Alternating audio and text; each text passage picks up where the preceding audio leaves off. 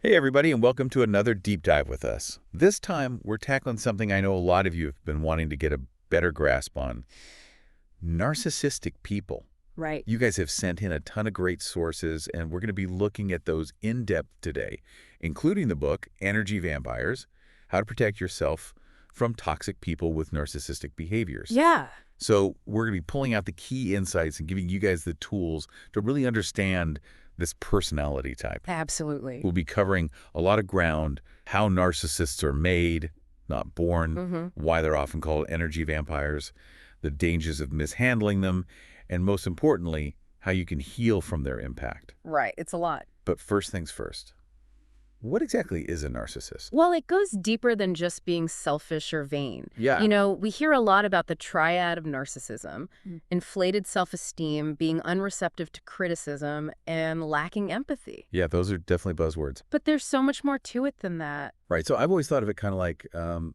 they're looking in a funhouse mirror, right? Yeah. Everything's distorted. They always see themselves as bigger and better than everyone else. What's really going on beneath the surface? I think that's a great analogy Yeah. because it really highlights that disconnect between their self-perception and reality. Right. They might see themselves as, brilliant and charming while leaving a trail of hurt feelings and broken relationships in their wake. And this brings us to a key distinction: the difference between having some narcissistic tendencies, which, let's be honest, we all do to some degree, and a clinical diagnosis of narcissistic personality disorder, NPD. Right. So everyday narcissism versus NPD. Exactly. Both can be difficult to deal with, Okay. but NPD is on a whole other level. Think of it like a spectrum. We all have moments of self-centeredness, but with NPD, it's this pervasive pattern that affects their whole life, all their relationships. Okay, so that makes a lot of sense. Now the big question: Yeah. how does someone become an energy vampire? Well, the sources we're looking at today really point toward childhood, Right. particularly, the relationships with parents playing a big role in shaping these patterns. Why? The book, Energy Vampires, highlights three specific parenting patterns: Let's hear 'em. conditional love, devaluation, and what they call volatile treatment. Okay, so let's unpack that. Yeah. First up, conditional love. Yeah. So instead of unconditional acceptance, it's more like, I'll love you if you get straight A's, or I'll be proud of you if you win that trophy. Exactly. It's like growing up in an environment where love and acceptance are contingent on achievement. Yeah. So you learn to base your worth on external validation. Right, so you're building your sense of self on this shaky foundation. Exactly. Okay, what about devaluation? That sounds pretty rough. Yeah, this is where the constant criticism comes in: verbal abuse. Uh-huh. Imagine a child's developing mind being bombarded with negative messages. You're not good enough. You'll never amount to anything. Why can't you be more like your brother? It's just heartbreaking to think about. Yeah. It almost feels like that critical voice becomes internalized, right? Yeah. Creating this negative self-image that's really hard to shake. Exactly. And then you have volatile treatment, which can be even more damaging. Okay. One day you're the golden child, showered with praise. The next day, a small misstep sends you plummeting into disgrace. Right, you never know where you stand. It's like walking on eggshells all the time. Yeah. And here's where it gets really interesting. These types of parenting patterns often lead to what's called emotional dysregulation. Okay. The child never learns how to process and manage their emotions effectively. So they lack those tools to navigate the normal ups and downs of life, the challenges, the disappointments, all that. Exactly. And that can manifest as blaming others for their struggles, not taking responsibility for their actions, always needing validation from outside sources. Makes sense. Now, the book uses this case study of a guy named Jack to really illustrate all of this. Right. Jack's story shows how those early patterns can play out in adulthood. Yeah. And how they can lead to behaviors that are hurtful and destructive to everyone around them. Okay, so let's talk about Jack.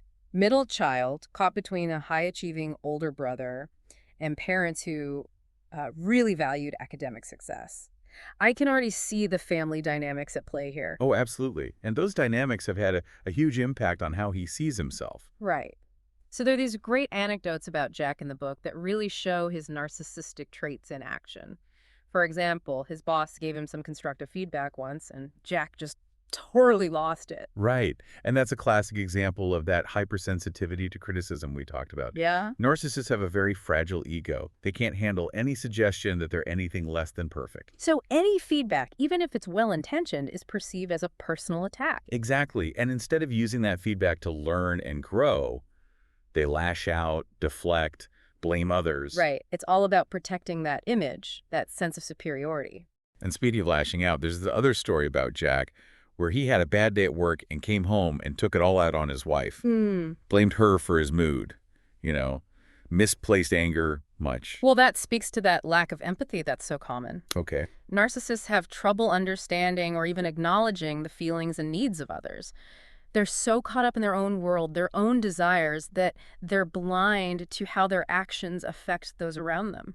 Right, and it's not just romantic relationship. No. The book mentions an instance where Jack felt threatened by a friend's success.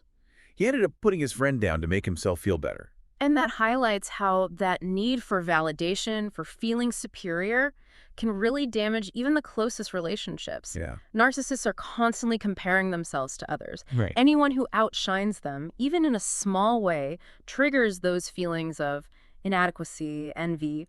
Okay, so it's not enough to just be successful themselves. They have to make sure everyone else is less so. Exactly. And that's what makes them so draining to be around. They're always seeking that attention, admiration, validation, what's often called narcissistic supply. Oh, that's a good term. And they'll go to great lengths to get it, even if it means hurting the people they supposedly care about. So we're starting to see the connection here, right? Those early patterns, the conditional love, the devaluation, the volatile treatment, all of that contributes to this distorted sense of self. Exactly. And that constant need for external validation. Yeah, And it plays out in their adult relationship. precisely. And that's why it's so important to be able to recognize these patterns in our own lives, you Wow. know, to be aware of the red flags. Right. So we've laid the groundwork. We're starting to understand how these folks tick. We've seen those traits in action through Jack's story. But now let's shift gears and talk about you. How can you spot these energy vampires in your own life? What are the telltale signs, the red flags to watch out for? Well, you know, we were just talking about that distorted sense of reality, right? That inflated ego, that inability to take criticism, the lack of empathy, all that stuff. Well, all of that can make them incredibly volatile when their control is challenged or they feel threatened in any way.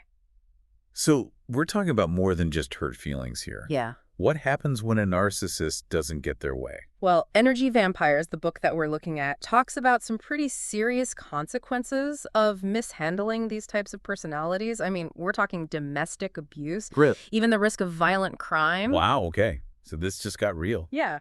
It's a chilling reminder that we need to take these patterns seriously, you know? Yeah. Narcissists often operate from this really deep-seated place of insecurity, this fear of exposure. Right. And when that fragile facade is threatened, they can lash out, and sometimes in very dangerous ways. So it's not just about them feeling slighted, it's about that underlying need for control. Exactly. You know, the book shares some really intense real-life examples of narcissistic rage leading to physical violence, stalking, even murder. Yeah, no, that's definitely not something to take lightly. Right. So knowing that, what are some of the common mistakes people make when they're trying to deal with a narcissist? I think one of the biggest pitfalls is trying to fight fire with fire. Huh?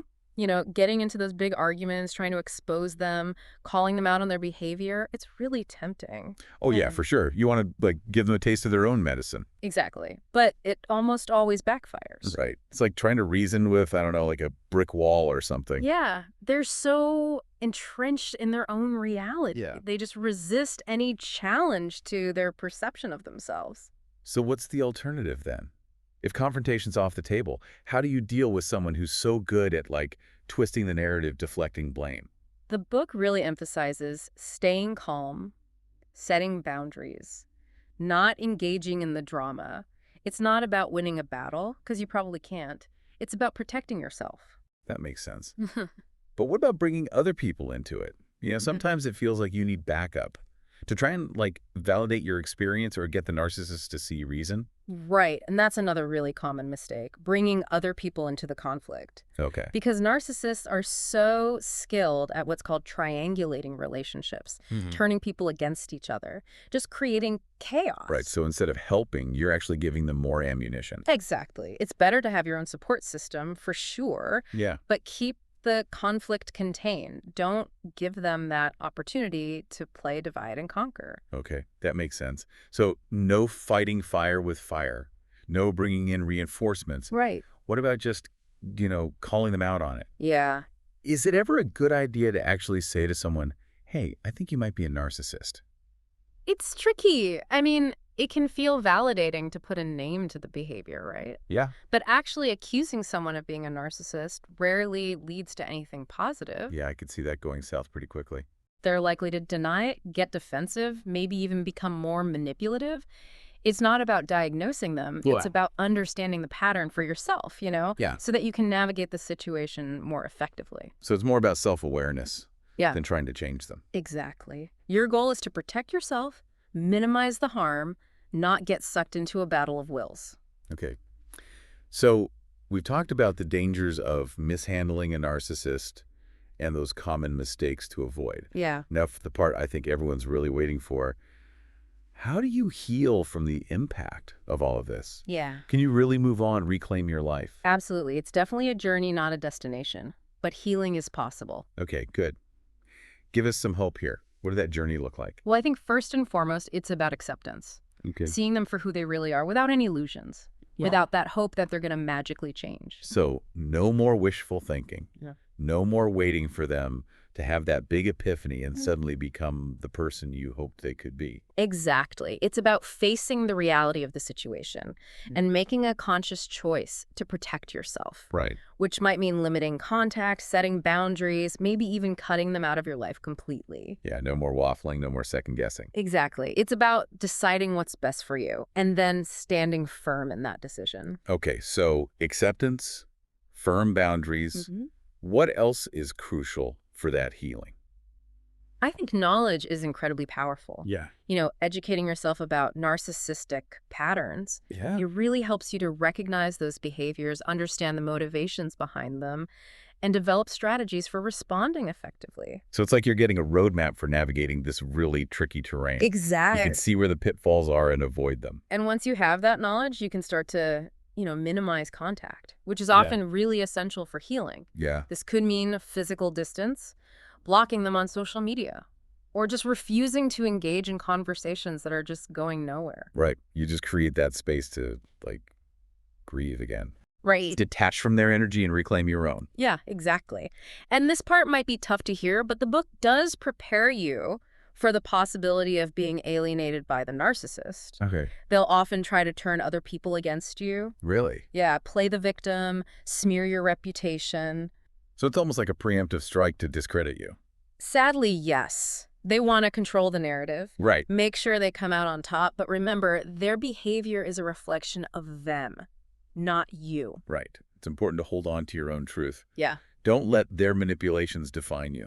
absolutely. And this is where having a strong support system is so, so important. Yeah. Whether it's a therapist, a support group, trusted friends and family, having people who understand and believe you can make all the difference. It's like having an army of cheerleaders Yeah.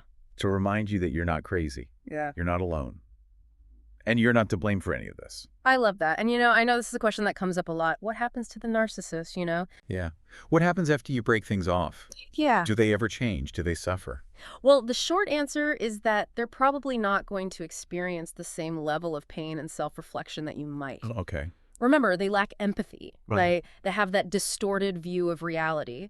They might move on quickly to a new source of narcissistic supply, blame you for everything, Right. maybe even try to win you back with all kinds of false promises. So no heartfelt apologies. No sudden change of heart. Don't hold your breath. But here's something to consider.